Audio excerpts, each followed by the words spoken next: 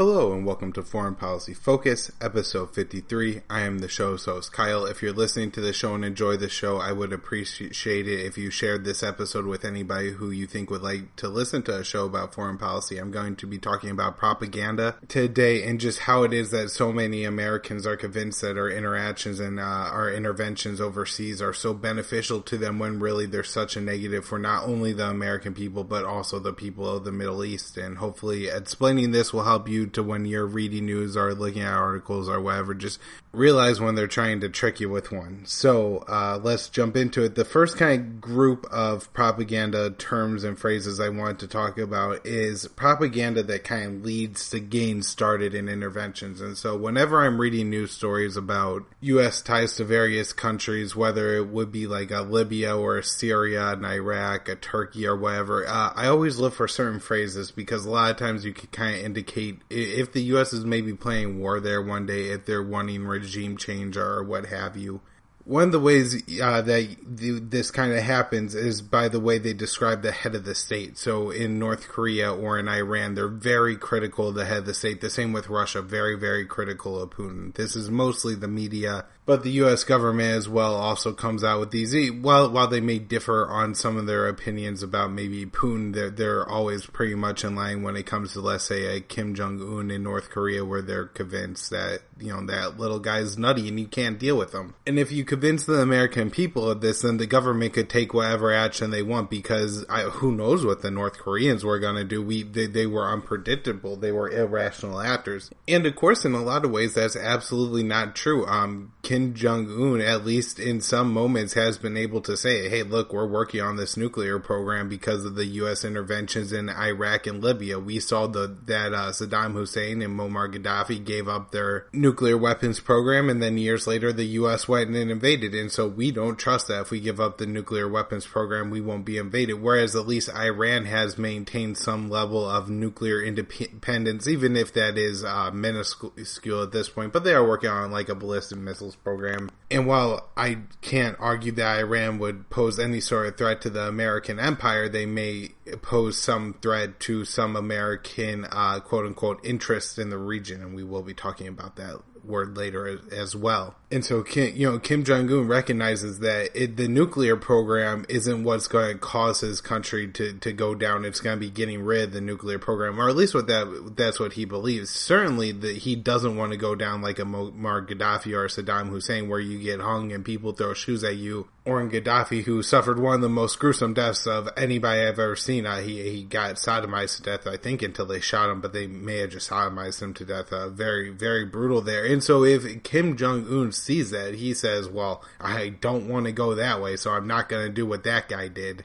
And so while we get the government and the media able to propagandize us that, hey, we may need an intervention in North Korea one day because the leader over there is batty, he's actually quite lucid. It's the irrational U.S. foreign policy that causes so many problems. We'll also have these states sometimes referred to as a bad actor if maybe there's not that one leader that's necessarily easy for the Americans to identify. This is more so the case in Iran, while you have a supreme leader and an elected president, Rouhani. Most Americans don't seem to know the names of either the supreme leader or the president, and so they kind of just refer to the Iranians as a state. And this will get us into some of what I was talking about earlier as well, which is this kind of idea of collective guilt that sometimes we assume on a country or a society. Another way they label these states is to call them supporters of terrorism. This is certainly put most on Iran, but as well North Korea is labeled this way. Of course, the United States in their own has supported ISIS and other terrorist organizations. There were certainly very large jihadist factions within the Syrian and Libyan rebel factions that were very heavily supported by Western countries, including the United States and including our allies in the Middle East, Qatar and Saudi Arabia. And so this is never mentioned. The media has never labeled the United States in any way, shape, or form a supporter of terrorism, even though it has occurred, while Iran just gets a blanket label state that supports terrorism, the same with North Korea. While Russia maybe hasn't received that kind of treatment, what we've seen in Russia is that they've said that there's the Ukrainian bad factions, rebel factions within Russia. and this allows the United States to carry out a more hostile policy against Russia. They also do this against Iran, but to have a little different effect. In Syria right now, there's a bunch of militias that are fighting on the side of Assad, trying to fight against ISIS and jihadist rebels there, as well as some, people who are maybe more moderate, and I'm sure not every single fighter within the Syrian rebellion is a supporter of Al-Qaeda. But it does lead us to a point where right now there's situations in the southern Syrian desert where the U.S. is bombing Assad allied forces who are actually chasing after ISIS fighters. They're actively in pursuit of trying to kill ISIS fighters, and the U.S. is intervening by killing the people, the militias that back Assad, by killing them and letting the ISIS fighters go through. Obviously, this is absolute insanity, but this is what's actually going on. But the lie is that these are Iranian-backed forces, and so that allows the American government to kill these people with impunity without question from either the Congress or the population at large, and certainly not the media either. I mean, this should be one of the first questions they should be asking Trump every day. Hey, you're bombing people who are attacking ISIS. I thought the goal in Syria was to go after ISIS. Right, and any deviation from Trump's stated foreign policy should be questioned by the media to, kind of see what's going on. Is he, if you want to catch him in a scandal, catch him in a scandal. He promised that he would go after ISIS, and if it seems to me that if you're bombing somebody who is actively trying to kill ISIS, then you're not, going after ISIS, you're supporting ISIS. But that very clever label by the media and the government where they say, oh, they're Iranian-backed militias, that it just immediately throws everybody off. Well, they're like, oh, well, if they're Iranian-backed, then that must be okay. Of course, you just have the general idea of the axis of evil, which was something under Bush where he said, I forget what countries, but two of them were Iran and North Korea were in the axis of evil. Oh, and Saddam Hussein in Iraq were all in the axis of evil, with maybe bin Laden, to just suggest that all these countries support each other. And this is something that you see just a lot of, where the U.S. media will just try to lump all these countries that America doesn't get along with together as like they're all conspiring against the United States. For as much as the left has complained about, the McCarthyism in American history, they certainly are engaged in that same stereotyping and propaganda. They never left the Cold War. They still assume that everybody in the world is out to get the United States. With the might of the United States military, I mean, there's very little threat that even if all the states that the U.S. wasn't allied with at this point try to gang up on the United States, they really won't be able to do much. But that the case is that many of those countries are divided amongst each other, and they have no interest in getting in a war with the United States. And so that kind of just, that line of thought that we're still within the Cold War and we still need to carry out this foreign policy like the rest of the world is trying to get the United States in capitalism, it's just ridiculous. Another phrase they often use is that the U.S. will have to do this because of global leadership. Well, when there's ever not like a clear American interest overseas, whenever it takes way too many degrees of separation between what's an American interest. So, with the war in Yemen, I guess it's close enough that the U.S. is able to aid their allies in Saudi Arabia in the war against the Houthis in northern Yemen who are fighting against Al-Qaeda. But that all those connections are never made, and so it's just all those degrees of separation. And they'll say that the U.S. has to do this to show global leadership, and that's how it's an American interest. That if we're the ones getting involved, then it shows we're the global leaders, and somehow that's good for Americans. I never quite understood that part, but it's just assumed. Something that isn't necessarily going to be used again, but in the past has been used for propaganda, was to make the world safe for democracy. Obviously, this was Bush's famous phrase. However, this general concept still hasn't gone away. Under Obama, this was really morphed into a kind of idea called humanitarian interventionism. And while maybe we weren't making the world safe for democracy, we are just making the world safe. And so, yeah, maybe it was a little bloody Saudi to back a warlord in Afghanistan, or back a bunch of child molesting warlords in Afghanistan, or to bat the Saudis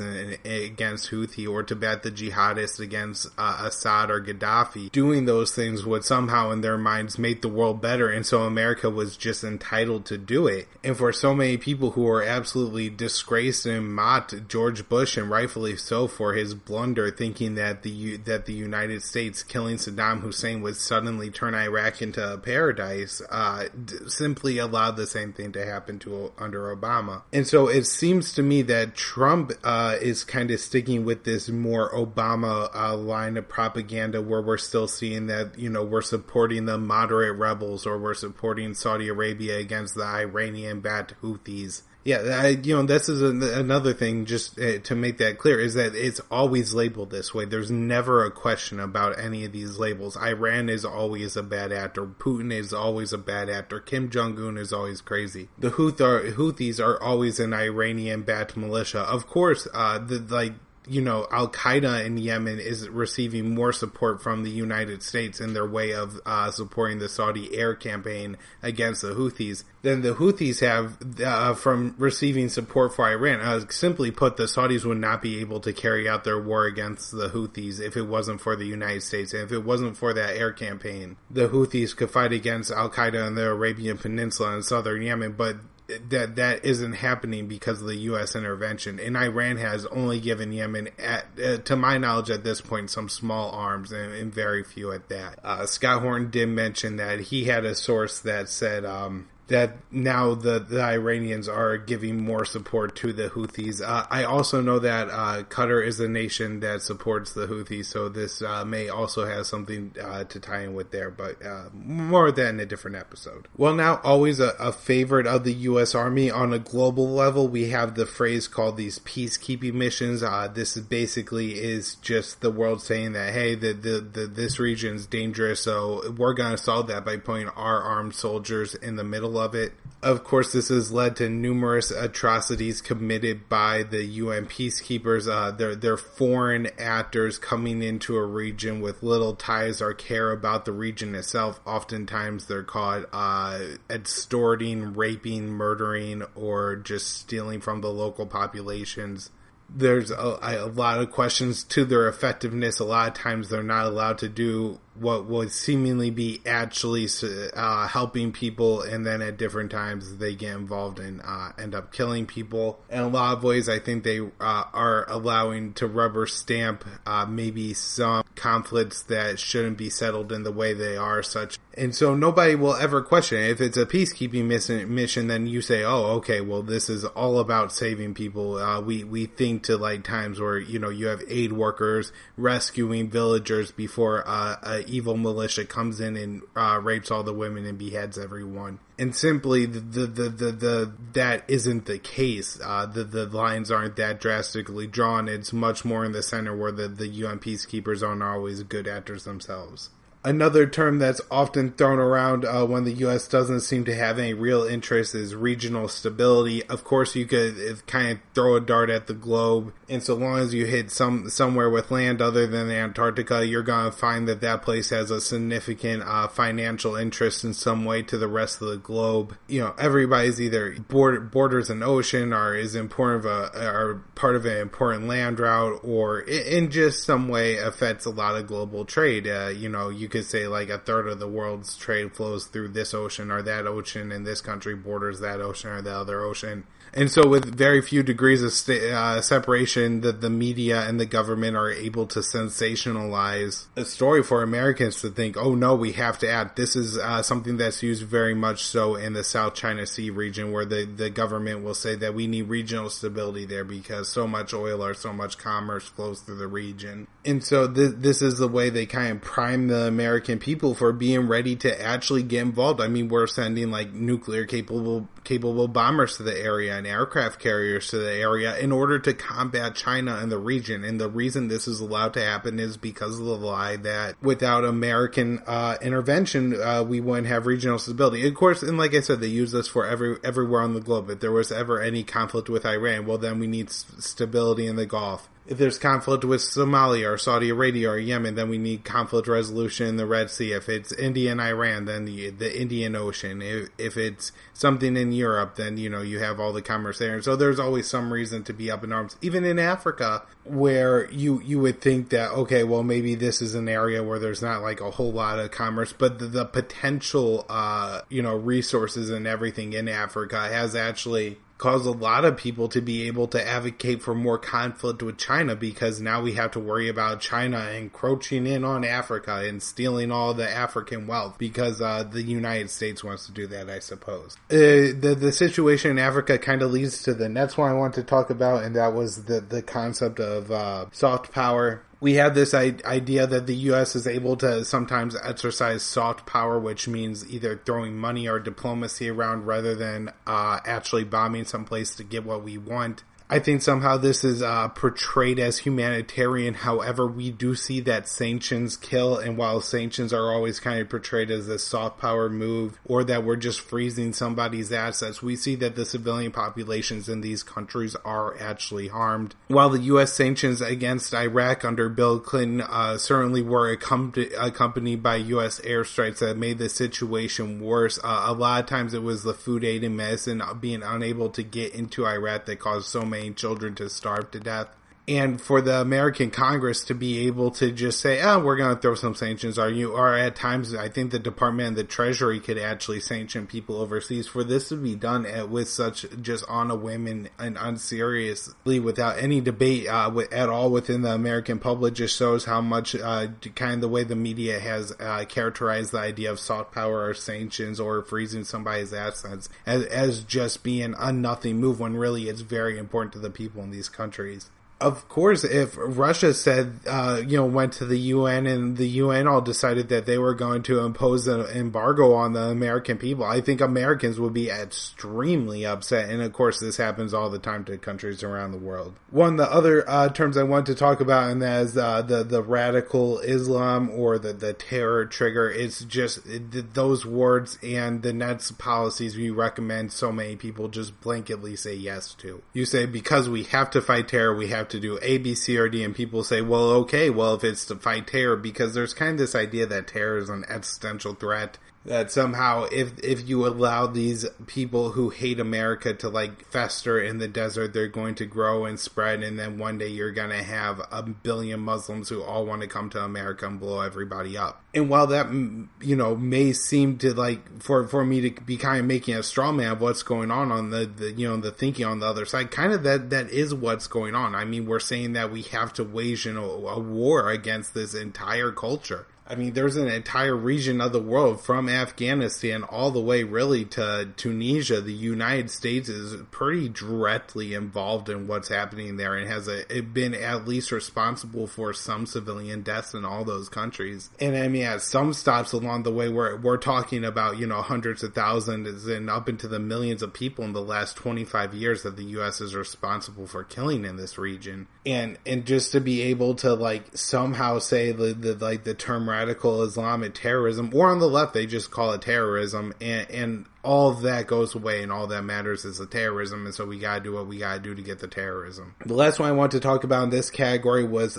this idea of the preemptive strike or the preemptive war, and this is always what's used to say, even like if a country hasn't acted hostile against us yet, this re-portrays the situation that America is facing. So in reality, maybe we have a state like Iran or Russia or China who says, you know what, we're not going to exactly conform with American policy overseas. We're not going to be like the Saudis and sell our oil in US dollars, and we're not going to, buy billions of dollars worth of American weapons. We're going to do our own thing, and we have our own plans, but we're not going to attack you. The media narrative allows these countries to then be played as we're not going to do what you say, so therefore we're somehow a threat to you. Because we won't guarantee that we're always going to agree with you on everything, that means we're somehow a threat to you. And then that means that, the United States could use preemptive war against these countries in order to get them back in line or to make sure it's safe for America. I mean, when you really look at American foreign policy today, what we're seeing is that the American foreign policy is absolutely basically that if a country will not bend their knee to America, we're going to view them as a threat. And while the more, challenging the threat is, like a Russia or a China, we're less aggressive against them. But when the threat is small, like a North Korea or an Iraq or a Libya, we're very, very aggressive against it. The next category I went to was just propaganda that eases either the moral burden of war or makes war more appealing. This is kind of once we're involved in war, what gets said. First, they always lie about the cost of war up front. It's only going to cost this much money, and we're going to take the oil, or it's going to be cheap and it's going to be easy. War is very messy business, if anybody hasn't noticed. And so I don't think you could possibly ever just calculate how much it's going to cost to take care of all the, amputated limbs and PTSD and all the other problems that are going to come along with war. Not to mention, if the war doesn't go your way, how much more it's going to cost that way as well. I mean, everybody, when they're always calculating the cost of war, they always assume, one, that they're going to win the war, and two, that the war is going to go the way they want all the way through. And obviously, none of those things ever exactly happen, because this is people dropping bombs on each other and shooting at each other.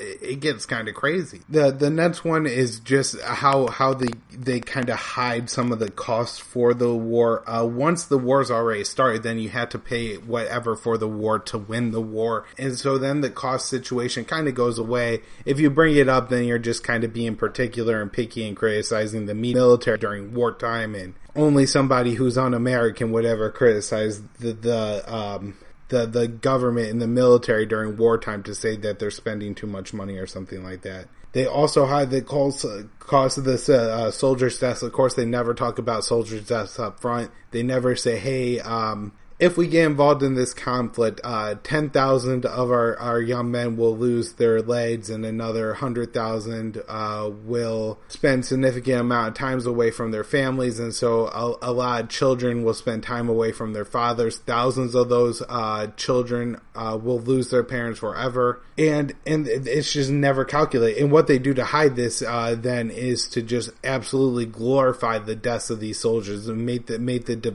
deaths a divine thing. They were fighting for the freedom of America, even though I don't see how the freedom of America is somehow in Afghanistan. I seriously, I've looked on a map and tried so many times to find the freedom of America somewhere hidden in Afghanistan, and it's just not there. And so for them to claim that, that all the troops that are coming out of Afghanistan are fighting for American freedoms, it simply isn't so. There's no American interest in Afghanistan. We should just leave Afghanistan. But glorifying the death so much, it makes it so you can never leave, because then you're insulting the soldier who died. You're saying that his mission wasn't worth it.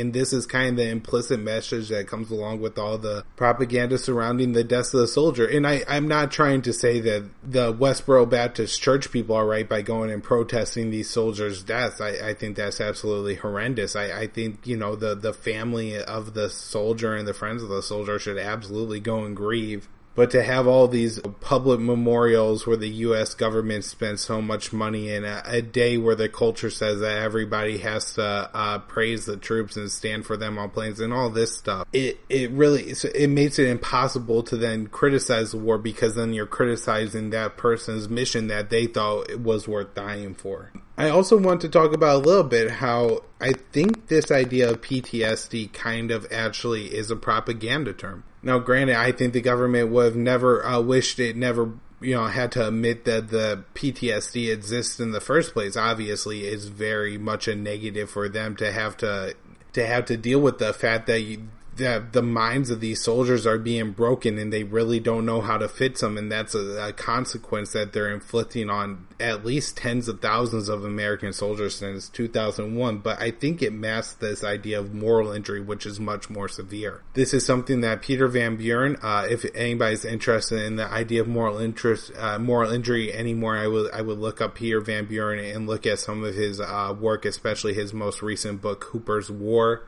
But the idea is that the decisions that you have to make in war that lead to such disastrous consequences where so many innocent people die, and even if you do make a choice where you have to shoot one person or that person is going to kill somebody else. You're put in that position just so frequently in war that it causes moral injury. Also, people just see horrendous things. Peter Van Buren has been talking a lot about this story where war puts people in situations quite often where there's only enough food to feed one child, and the mother having to make the choice to feed one child will scar her and cause a moral injury to her for the rest of her life.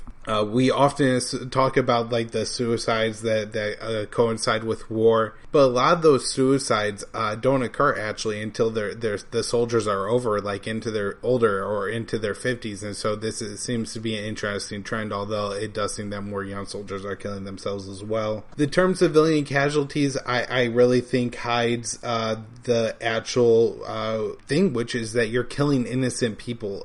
You decided that this house was the right house to bomb and that there were bad people inside, and so there's going to be civilian casualties because some kid will be walking too close to the house, or a piece of metal from the house will explode and then sever some poor kid's artery or something, and so you're going to end up killing children. You're going to murder children, and you're going to call it a civilian casualty, and just kind of that it gets checked off that way. I think everybody's thoughts on civilian casualties are like, yeah, we wish the numbers were lower, but they're there. Whatever. And so when you don't call it what it is, when you don't call it when it is the death of a child, the death of a woman, the death of an old man, then you hide it what it really is, and it allows for the entire population of the United States to go without ever confronting the fact that they're killing thousands, tens of thousands, maybe 100,000 children in the Middle East. One of the things I think that allows the civilians to be grouped in this idea of civilian casualties is the idea of collective guilt. Because Saddam Hussein is bad, the people around him are bad, so that the people in Baghdad who died in the initial bombing of Baghdad, well, they were all guilty for being that close to being around Saddam Hussein. I think the amazing thing is that probably a few days, before the bombing started, that the people in the United States and the people in Iraq probably have pretty similar concerns. They're concerned about their jobs, they're concerned about their children, making sure they get enough sleep at night, getting to the kids to the doctor's appointment the next day, what have you. And so they're like the same people. They're, just in different parts of the world. Maybe they dress differently, whatever. But by and large, they're the same people doing the same kinds of things. And then a few days later, then that person's death doesn't really matter because your government decided there were bad people around him, and that somehow that makes him at least guilty enough to where that his death doesn't matter.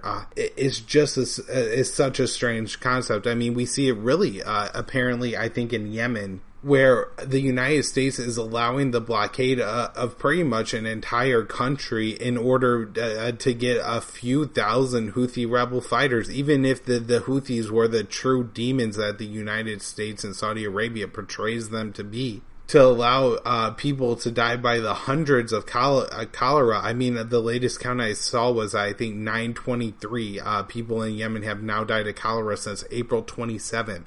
For all those people to somehow be guilty enough to be sentenced to live in what is essentially an open air prison in Yemen, where they're barely allowed to move. Congregating with enough males at one time is good enough to possibly get your drone striked. So the situation in Yemen is very, very bleak, and for all these people to somehow be guilty of crimes worthy of their deaths seems absolutely insane. We then also use terms like surgical strikes or double taps or smart bombs, or we use all these fancy words, all these slit sounding words. Sometimes they're associated with medicine, or sometimes they're associated with things that sound fun or childish to take away the seriousness of what they are. So something like what the United States might call a surgical strike is if there's a building in the old city of Mosul and there's some ISIS fighters on one of the floors, and then the United States carries out a surgical strike and the United States only bombs that one building, but then 3 houses around that building collapse and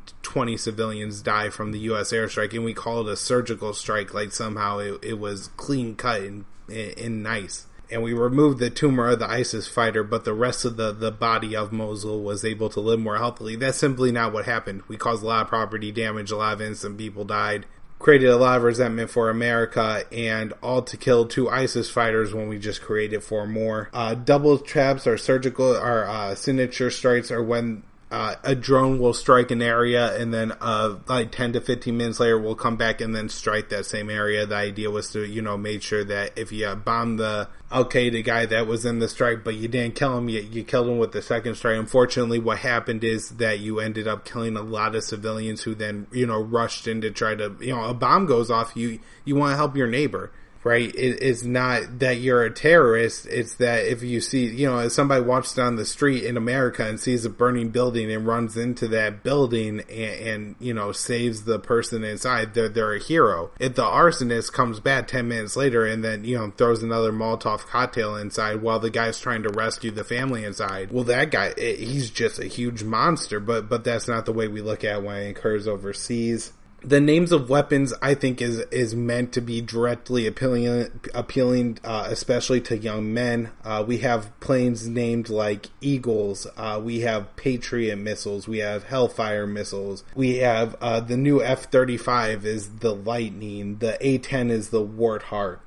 The drones are the Predator and the Reaper drones. And all these names have all these, like really cool sounding things. So, for the same reason that Pontiac named their car the Firebird, or the same reason that in the new Cars movie, the main character is Lightning McQueen. I mean, these things sound cool, and so when you combine like a fast machine with the word lightning, you're appealing to a very specific demographic of, I think probably like adolescent males to, even males of all ages, to lesser extents, to say like, hey, cool, look how awesome my brand new shiny death machine is, and it really hides what the actual purpose of this plane is. This plane could be used to kill thousands of civilians, but we just glorifying its great technology because that's what we're told to do. We use terms like advise and assist, and now even advise and assist in a company in order to kind of sneak around some of the U.S. laws. This could be something that would allow the United States to maybe get involved in a situation like Syria, where we say it's to advise and assist rather than saying we're going into Syria and our special forces guys are going to accompany these Kurdish fighters, and if we encounter any ISIS fighters, our special operations forces are going to kill them. That sounds awfully lot like me to a special operations forces mission, but to say advise, assist, and accompany, and suddenly everybody in the American population shrugs. And then just, we have all the commercials that glorify the wars. I was watching the documentary National Bird, which is on Netflix. So if anybody is listening to this is interested in a documentary about the drone program, check out National Bird White is on Netflix. Is absolutely excellent. I 100% recommend it. Definitely worth the time. I may even watch it again. I really enjoyed it. I don't want to say I didn't really enjoy it because it is such a bleak topic, but it was very, very well done, very informative, a very important piece of documentary. And so, but within this documentary, they had all the footage of how the drones were saving the American soldiers and how they were just killing the bad guys. When in reality, what the drones were doing were they were killing civilians, and the drone operators were actually watching civilians get raped or civilians be killed by the drones, and not at all, just saving our own troops like the commercials portrayed. Of course, now we have like the commercials that say U.S. Navy, a global force for good, and just this portrayal that, everything we're doing around the world is good. Now I want to talk about the third category, which is the shortest, and that is just ending wars or the war being over and how we propagandize that. First, this is actually kind of in the news, and that is Mattis saying that the U.S. is losing the Afghan war. It's just impossible to get out of war because then you've lost the war, and there's just so much negativity surrounded by the idea that the U.S. could possibly lose a war, that we're kind of propagandized into fighting this perpetual war. Also, like I was saying before, you have this concept of glorifying the soldier's death. And then, so they kind of portray it as that you're giving up on that noble soldier's cause and that, he gave his life for you, and how dare you not be willing to give your life for him in order to continue this pointless fight. And then just the idea of the nobility of war. After war is over, we glorify it. I'm not going to make an argument that the United States shouldn't have got involved in World War II, but just say somebody said, I don't know if it was good that the United States got involved in World War II. One of the reactions you're going to hear isn't, well, Hitler was very dangerous and we had to do it. It's going to be, well, the World War II was fought by the greatest generation, and these are our grandparents, and how dare you tell me that their fight wasn't noble? And there's like this moral grandstanding on all these old wars that if you say, maybe that conflict wasn't so great. Vietnam, maybe you could get away with it a little bit more so, certainly the first Iraq war, but just still this general idea that we're still in Afghanistan, somehow, we just have to, we have to go along with the narrative that the war is good, because if you don't, you hate the soldiers and you hate America. Alright, that's where I will wrap up for the show today. I hope you liked the show. I think it was a good one. I really would like everybody, if they could, to share the show with as many people as possible. Let's see if we could get this episode out there to more people. If you enjoyed this show, check out my Twitter at KYAAALE. I'm on Facebook. If Kyle's Files is a page, please like the page. I'm trying to get to 100 likes. I'm almost there. The website for the podcast is foreignpolicyfocus.libsyn.com. My website is kylesfilesblog.com. I blog at the Libertarian Institute, and we have a Facebook group, Foreign Policy Focus, where we discuss all kinds of cool foreign policy stuff. Thanks, everyone.